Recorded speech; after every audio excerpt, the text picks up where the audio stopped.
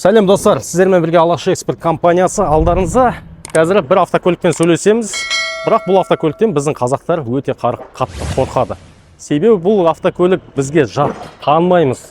Біз енді Toyota'ға үйреніп қалғанбыз ғой. Hilux, Toyota, Highlander деген секілді.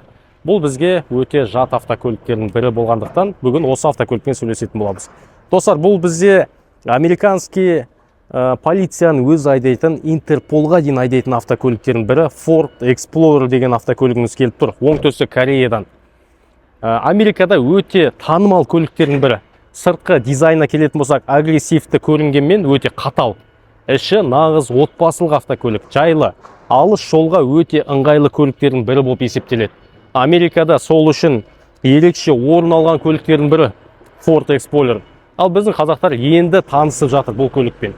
Соңғы бір айдың ішінде жоқ дегенде 3-4 сатамыз осы көліктен.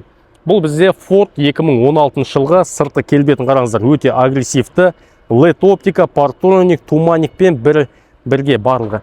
Қазір енді капоттың астында моторы жайлы сөйлесетін боламыз.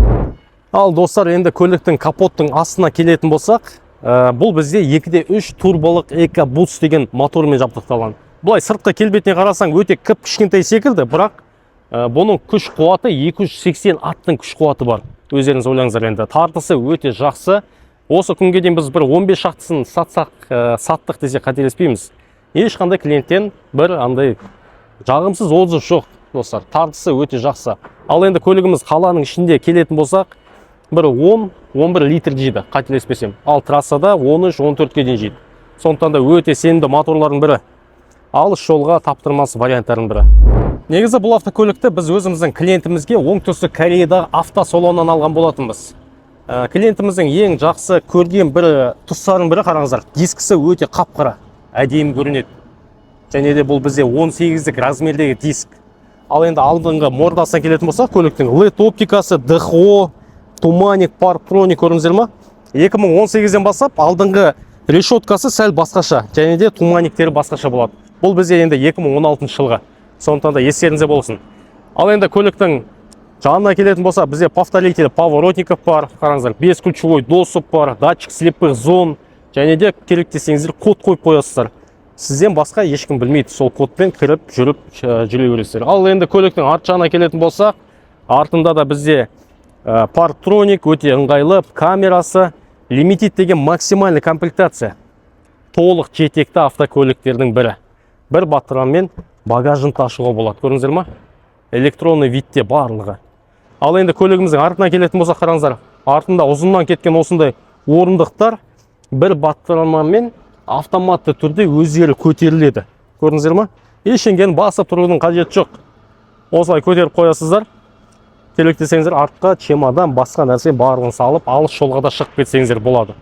Ал енді жатқызу үшін тағы да бір батыраннан басасыздар, өздері жатады толықта. Одан бөлек багажы басамыз.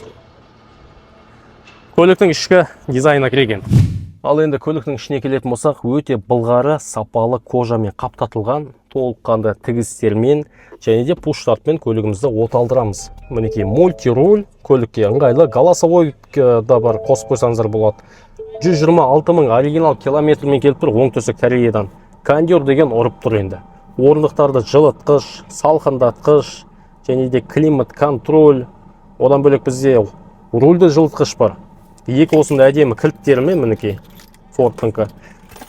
Драйв модтың 4 түрі бар. Қыс болған кезде қарға қойып қоясыздар, құмды жер, арнайы сол алыс жолдарға, мынандай жолсыз жолдарға арналған автокөлік қой, негізі бұл автокөлігіміз.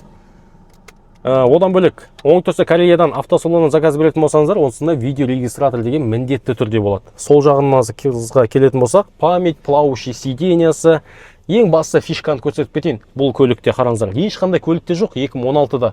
Айтыңыздаршы, мына медиасына кіресіздер, қараңыздар. Так, настройка кіреміз, орындықты таңдаймыз. Орындықта бізде қараңыздар, массаж бар ғой, массаж, өздеріңіз ойлаңыздаршы. Алыс жолға кететін болса, бел деген енді қақсатпай, біздің қазақтың жері өте үлкен. Сондықтан да массаж қосып қойсаңыздар болады, екі орындыққа да. Спинкасы барлығын көтеріп немесе түсіріп қоясыздар. Бұдан бөлек бізде мына жақта Ford'тың кітапшалары, керек заттары сол оңтүстік Кореядан автосалоннан келген болатын. Ал енді қазір көлікті жүрісін көрейік, қаншаға келген қазақ номермен қазір айтатын боламыз. Ал енді көлігіміздің арт жағына келетін болсақ, менің бойым достар 183 сантиметр. Ұзын аяқтарыммен өте ыңғайлы отырмын енді. 7 орындық үшін өте ыңғайлы деп санаймын. Мына жақта қараңыздар, астыңғы жағында бізде 150 ваттық бізде розетка, климат контроль, подлокотник, подстаканник, өте ыңғайлы негізі. Артық ештеңе жоқ. Керек десеңіздер, мына үстіңгі шторканы ашып қоясыздар, тереземен бүкіл видті көріп кете бересіздер. Жарық шамдары барлығы керемет енді. Барлығын ойластырған. Қазір енді артқы үшінші рядты көрейік, менің бойым сияды ма. Енді екінші орындыққа отырдық, енді үшінші орындыққа өту үшін қараңыздар. Алдыңғы орындықтарды жай ғана түсіресіздер, до конца екеуі түсті. Сонымен артқа былай өтеміз ғой. Ұзын аяқтарымызбен өтеміз, және де мынаны көтеріп қояйық. Шынайы отзыв болу үшін. Алдында бір комментарийді жазып кеткен болатын. Артыңғы орындықтар тар депші. Міне, қараңыздар. Енді мен бойым ұзын, әңгіме жоқ. Ал кішкентай балдар үшін өте ыңғайлы жер ғой. Осы жерге отырғызып кете бересіздер. Ол жағынан еш уайымдамаңыздар. Мінекей. Мына сәл алды жылышып тұр, сонымен менің аяқтарым бәрі сыйып тұр. Сәл алдыға жылышса, негізі барлық 7 адамда сияды. Проблема жоқ. Достар, бұл автокөлікті Алматы қаласынан Айдар деген ағамыз тапсырыс берген болатын. Енді бұл автокөлік оңтүстік Кореяға көлік доставка услугамызбен бірге 5 миллион 700 мың теңге келді. Оңтүстік Кореядан. Ровно 30 күнде келді. Өтірік айтпай қойын, бір 25-20 деп кей кезде моменттер болады, я солай келіп қалатын. Бірақ енді біз барынша өтірік айтпаймыз, шындықты айтамыз. 30 күнде ровно келді. Кеше ғана аштық. Енді бұл автокөлікті қазақ сүй үшін қанша кетеді деген сұрақ міндетті түрде туындайды сіздерде. Енді бұл автокөлік қараңыздар. Утилизбор объемы 2-3 болғандықтан өте ыңғайлы негіз. 3-тен асып кетпесе болды ең бастысы. 1,81,250 теңге төлейсіздер. Первичка кез келген автокөлікке 2,162,500 теңге төлейсіздер. Сос кнопка, сертификат, услуга брокера 500 мың теңге төлейсіздер. Және де рассамошка ең бастысы 1,200,000 сондай жобасында кетеді. Қазаққа дейін. Енді жазып кеттік қанша шыққанын, қалай ойлайсыздар, өз бағасына лайықты автокөлік па? Мен ойымша өте лайықты, себебі колесаның өзін қарайтын болсаңыздар, бұл автокөліктер 1-2 миллион теңгеге қымбат. Ал Кореядан тапсырыс беретін болсаңыздар, 10, 11, 12, 13-ке дейін барады. Енді бұлның пробегі 126 мың километр, керек десеңіздер 47 мың километрмен алып келгенбіз. Оригинал километр. Оңтүстік Кореядан автосалоннан. Сондықтан да пробегке де байланысты, жағдайына да байланысты. Кузов бойынша бұның боялған жерлеріне келетін болсақ, алдыңғы капоты вторичный окрас болған. Енді ол шпаклевка ештеңе жоқ. Тас тиген ба, бірдеңе тиген ба, сол кезде бояп тастайды вторичка. Сосын мына есігінде вторичкасы бар, водительский есік.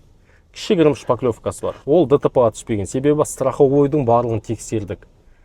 Не үшін страховой жоқ? Себебі ДТП-ға түспеген, жай ғана түртіп алған, шпаклевка жағып тастайтын әдеттері бар. Кореяда мен өзім 5 жыл болғам, достар. Сондықтан да Кореяның жолдары біз секілді даңғарадай мынандай кең емес. Оларда кішкентай жолдар өте узкий. Бір жолмен адам да жүреді, машина да жүреді, сондықтан да ондай жағдайлар өте көп кездеседі. Кореямен өзі іздеп жүрген адамдар білетін шығар, көп моменттерде мына крылос бар ғой, көліктің арт жақта, сондай жерлері зақымданған болады. Енді кішігірім шпаклевка міндетті түрде болады. Мінекей 280 аттың күші бар, өте тартысы жақсы, қазір бензин аз. Енді бір клиенттің автокөлігі, ондай басу деген жоқ бізде. Енді рассамошкасын басайтын боламыз. Одан бөлек бізде осы Ford келді, Audi A6 келді, және де BMW F10 528i. Таза немецкий автокөліктер келіп тұр ғой, Корея мемлекетінен. Негізі кейбіреу айтады, немецкий автокөлікті Европадан тапсырыс берген арзан емес па, неге Корея дейді? Қателесесіздер, Корея әлде қайда арзан. Себебі Европаның автокөліктерін шетелге шығаратын болсаңыздар, налог өте көп төлейсіздер, қымбатқа түсіп кетеді. Және де Европаның өзі Кореядан тапсырыс береді. Сол естеріңізде болсын. Кәрістер өте ұқыпты қарайды машинаға, шаршатпайды. Ол жағынан 100% гарантия. Аслында біз өзіміздің номерімізді белгілеп кеттік. Егерде сұрақтарыңыз болатын болса жазыңыздар. WhatsApp группаларымыз бар бізде. Барлығына қосылып қойыңыздар. Қазақ номермен 6,5 миллион теңгеден бастап, кез келген автокөлікті 2010-нан бастап әкеліп береміз. Сіздермен бірге Алаш Экспорт компаниясы. Сендеріңізге рахмет.